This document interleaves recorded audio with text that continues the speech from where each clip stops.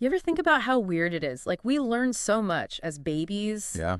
Language, walking, all that. Great. But we can't remember any of it. It's true. It's like a total blank. It really is. So today we're diving into that. Okay. The mystery of those lost childhood memories. Fascinating topic. And we've got some really cool research to help us understand it. Sounds good. A brand new study published in Science just came out about this. Oh, wow. Science. Yeah, the big leagues. Yeah. And they're tackling this head on, like, okay, we know babies can form memories. Right. But why do those memories disappear? Right. Where do they go? Exactly. Yeah. So that's what we're going to dig into today. I'm ready. We'll be looking at an article that breaks down this study. Okay. So you're getting the inside scoop on this cutting-edge science. Great. Let's start with the basics. Sure. This whole thing is called infantile amnesia. Yeah, I've heard of that. And it's basically universal. Like everyone experiences it. Pretty much. Huh. Interesting. Yeah, try to remember something specific from before you were 3. I don't think I can.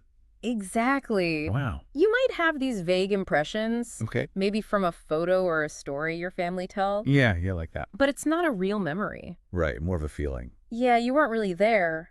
I see. And this new study in Science is trying to get to the bottom of this. Okay, so what did they do? They didn't just want to know if babies form memories. They wanted to understand the whole process. Oh, I see. How are those memories encoded in the brain? Right. And then how are they retrieved later on? Or not retrieved, right. Exactly. Better. So get this. They used fMRI to study this. fMRI. On babies. I know, right? That's got to be tough. You have no idea. Huh. Yeah, babies don't exactly stay still. Tell me about it. So how did they manage that? Apparently, they went to some pretty extreme lengths. Oh. They had 2 groups of babies. Okay. One under a year old, the other a bit over a year old. 26 babies in total. Gotcha. And they used all sorts of tricks to keep them still. Like what? Pacifiers, comfy blankets, stuffed animals, you name it. Wow, the works. Even special pillows to position them just right. I can picture it. Oh, and they also had these crazy background patterns. Patterns. Like psychedelic stuff. No way. Yeah, to keep the baby's attention focused. That's wild. It's like a high-tech baby rave in there. Uh-huh. I love it. And can you believe they did hundreds of sessions? Hundreds. That's what the article said. Wow, they were determined. Totally dedicated to the cause. Yeah, because if the baby moves too much, the fMRI images get blurry. Exactly. And they have to start all over. It's a tough process. They must have had so much patience. They were rock stars. So what did they find after all that effort? Okay, so here's the big thing. Okay. They compared the baby's brain activity, Right. like when they remembered something versus when they didn't. Okay. And the results are super interesting. I'm on the edge of my seat. So it turns out babies can encode memories much earlier than we thought. Really? Yeah, they saw activity in the hippocampus. The hippocampus. That's the part of the brain that's crucial for episodic memory. Episodic memory. Refresh my memory on that. It's like those detailed memories of personal events. Okay, right, like what you had for dinner last night. Exactly. Got it. And they saw this hippocampal activity even in the younger babies. So, like, less than a year old? Yeah, especially around 1-year-old. Wow, so that part of the brain is already working. Seems that way. Interesting. And here's another cool thing. What's that? The babies who did better on the memory tasks, Yeah. they showed even more activity in the hippocampus. Oh, that makes sense. So it really reinforces the idea that the hippocampus is key for early memory formation. It all ties together. But here's the twist. A twist. The study authors are saying that just because the memories are encoded Yeah. doesn't mean we can access them later on. Okay, so the memories are there, but we can't retrieve them. That's what they're thinking. So what's the problem then?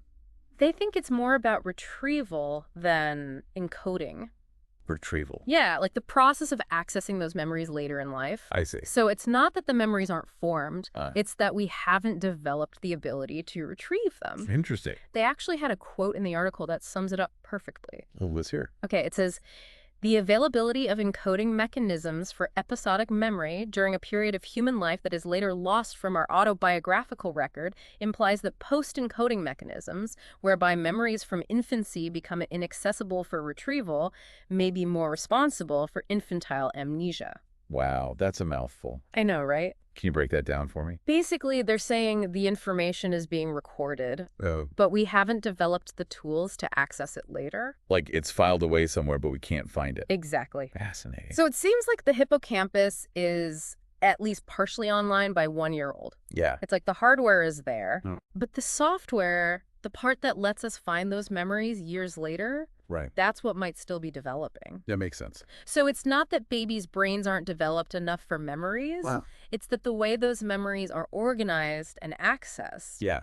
that changes as the brain matures. It's a whole new way of looking at it. Really makes you wonder about what's going on in the brain after a memory is encoded. Yeah. What makes them inaccessible later on? Could it be how those early memories are categorized? Maybe. Or maybe it's because babies don't have a strong sense of self yet. Right. Like a personal narrative. Yeah, so without that, those early memories might just get lost. Intriguing. And the research doesn't stop there. What else are they doing? They're actually starting a follow-up study. Cool. This one is looking at whether infants, toddlers, and young children Okay. can recognize videos of themselves as babies. Oh, wow. Clever, right. Very clever. So it's testing a different kind of memory. Instead of conscious recall. Exactly, this is recognition. Okay. And if they can recognize themselves in those early videos, Yeah. it would be even stronger evidence that those early experiences are being stored somehow. Like they're in there somewhere, just hidden. Exactly. So it's not that those early memories are completely gone, right? It's just that we might not have the usual ways to access them. I see. Recognition might tap into those memories in a different way. Fascinating stuff. So for you, the listener, here's the takeaway. Yeah. This study is a big step forward in understanding why we can't remember our early childhood. It's exciting.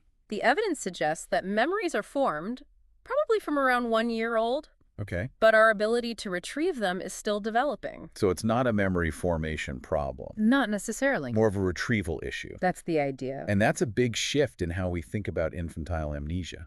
It really is. It's not about babies not forming memories. Yeah. It's about them not being able to access those memories later. And that leads to a really interesting question. Okay, what is it? If those memories are being encoded but not easily retrieved, what does that mean for how those early experiences affect us? Right. Even if we can't remember them.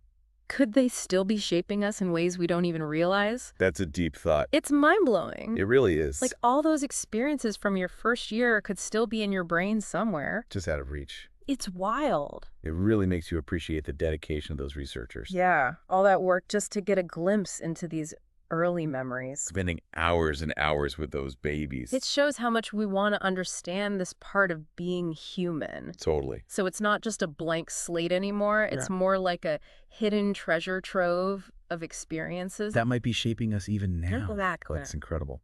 So as you go about your day today, Yeah. maybe think about your own earliest memories or lack thereof Okay. and consider this new perspective. On those first few years of life. It might change how you see that period entirely. I think. It's a whole new way of thinking about who we are. And where we come from. Absolutely. Amazing stuff. It really is. Thanks for having me on. It was great to dive into this with you. Likewise, it was a lot of fun. Until next time. Take care. You too. Bye.